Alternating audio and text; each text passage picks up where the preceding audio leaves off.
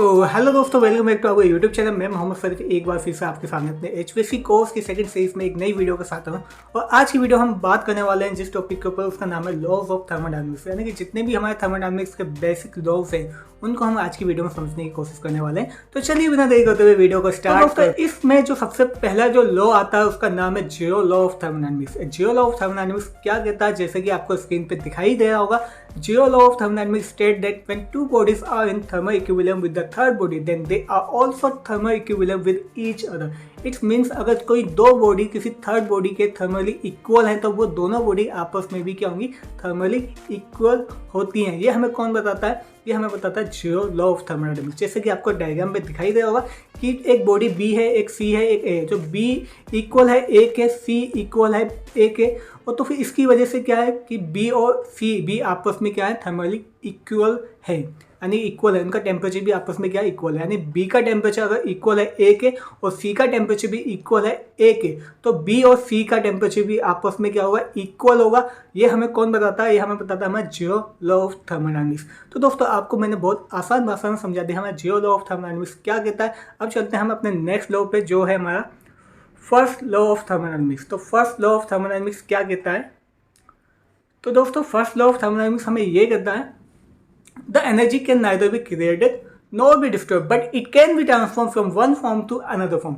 It's means जो एनर्जी होती है उसको ना तो हम क्रिएट कर सकते हैं, ना ही हम उसको डिस्ट्रॉय कर सकते हैं, लेकिन उसको एक फॉर्म से दूसरे फॉर्म में हम ट्रांसफॉर्म कर सकते हैं। तो जैसे कि आपको डायग्राम में दिखा रखा है कि एनर्जी जो पहले की एनर्जी है उसको अगर ट्रांसफॉर्म करके हम दूसरी एनर्जी में कन्वर्ट कर देते हैं तो दोनों की जो एनर्जी का कंपैरिजन किया जाएगा तो दोनों की एनर्जी क्या होगी, इक्वल होगी। यानी एनर्जी ना तो उसमें डिस्ट्रॉय हुई है, ना तो कम हुई है, ना तो ज़्यादा हुई है। जितनी एनर्जी है उतनी ही एनर्जी होती है अगर हम एक फॉर्म से दूसरे फॉर्म में उसको ट्रांसफॉर्म भी कर दें। तो ये हमें कौन बताता है? फर्स्ट लॉ ऑफ थर्मोडायनामिक्स बताता है। और इसका एक बेसिक सा एक फॉर्मूला होता है, delta E is equal to Q minus W. Delta E क्या होती है? यहाँ पे होती है हमारी एनर्जी, इंटरनल एनर्जी, और क्यू क्या होती है? यहाँ पे हीट सप्लाई, और माइनस डब्ल्यू मतलब वर्क डन। एक इक्वेशन यूज़ की जाती है, इसको मैं आगे आपको दिखाऊंगा। नेक्स्ट चलते हैं नेक्स्ट स्लाइड पे। अब आता है हमारा सेकेंड लॉ ऑफ थर्मोडायनामिक्स। तो दोस्तों सेकेंड लॉ ऑफ थर्मोडायनामिक्स की पहले तो हम डेफिनेशन समझेंगे, फिर इसकी दो स्टेटमेंट दे रखी है, एक क्लॉजेज स्टेटमेंट होती है, एक केल्विन प्लैंक स्टेटमेंट होती है। तो उन दोनों स्टेटमेंट को भी हम समझने की कोशिश करेंगे। पहले तो बात करते हैं, this law state that all process in the nature tends to occur with an increase in entropy. यानी कि जितने भी प्रोसेस होते हैं नेचर के अंदर उनकी जो एंट्रोपी होती है वो कंटिन्यूसली इंक्रीज होती जाती है। ये हमें बताता है सेकेंड लॉ ऑफ थर्मोडायनामिक्स। और सेकेंड लॉ ऑफ थर्मोडायनामिक्स की दो स्टेटमेंट इंपॉर्टेंट है, क्लोजेस्ट स्टेटमेंट होती है और एक होती है हमारी केल्विन प्लैंक स्टेटमेंट। तो पहले हम बात करते हैं क्लोजेस्ट स्टेटमेंट की। मैं इसको आपको आसान भाषा में समझाने की कोशिश करूँगा। क्लोजेस्ट स्टेटमेंट क्या कहता है? तो क्लोजेस्ट स्टेटमेंट ये कहता है कि it is impossible to transfer the heat from the low body temperature to a body at high temperature without aid of an external force. मतलब कि अगर कोई बॉडी का टेम्परेचर लो टेम्परेचर पे है तो उससे जो हीट को ट्रांसफर करना एक हाई बॉडी टेम्परेचर पे इम्पॉसिबल है, जब तक कि कोई हम एक्सटर्नल फोर्स नहीं यूज़ करेंगे। क्योंकि दोस्तों हमें पता है जो हीट फ्लो करती है वो हमेशा high body to low body flow करती है, यानी high temperature to low temperature पर ही हमारी हीट फ्लो करती है। तो उसको अगर हमें low temperature to high temperature flow करना है तो उसके लिए हमें एक एक्सटर्नल फोर्स की रिक्वायरमेंट होती है। यानी बिना एक्सटर्नल फोर्स के it is impossible to transfer heat from low body temperature to high body temperature. तो समझ में आ गया होगा। क्लोजेस्ट स्टेटमेंट सिर्फ इतना सा कहता है कि अगर हमें लो बॉडी से अगर हाई बॉडी पर टेम्परेचर को ट्रांसफर करना है तो उसके लिए एक एक्सटर्नल फोर्स की रिक्वायरमेंट होती है। और केल्विन प्लैंक क्या कहता है कि ऐसी मशीन है, ऐसा इंजन बनाना इम्पॉसिबल है जो इक्वल अमाउंट ऑफ हीट को कन्वर्ट कर दे इक्वल अमाउंट ऑफ वर्क को। तो ये हमें कौन बताता है? ये हमें बताता है केल्विन प्लैंक स्टेटमेंट। ठीक है, इसको हम डिग्रेडेशन ऑफ एनर्जी भी कहते हैं। ठीक है, क्योंकि इसके अंदर हमारी एनर्जी जो होती है वो लॉस होती है। नेक्स्ट आता है हमारा थर्ड लॉ ऑफ थर्मोडायनामिक्स। तो बहुत ही सिंपल सा, बहुत ही ईजी सा है।